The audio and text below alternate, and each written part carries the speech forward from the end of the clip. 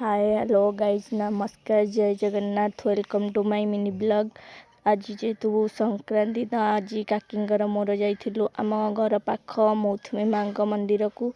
तो यहाँ आमर मंदिर मौथुमी माँ माँ होचने आमर प्रत्यक्ष आम गाँव प्रत्यक्ष देवी। तो आम टे दर्शन करके पूजा करनेलु।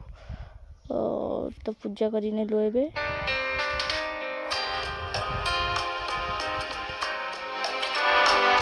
तो एबे जीवा रास्ता रे नानी पीसा आउ पूजानी जाउथिले आमको टिके बाटर देखा ही गले।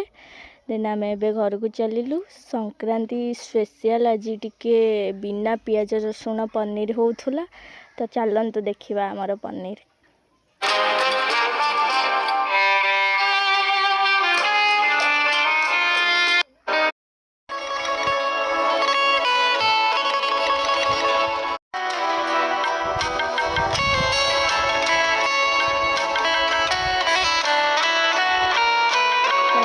पनीर टी होगला तो एबे टिके आमे खाई नबा।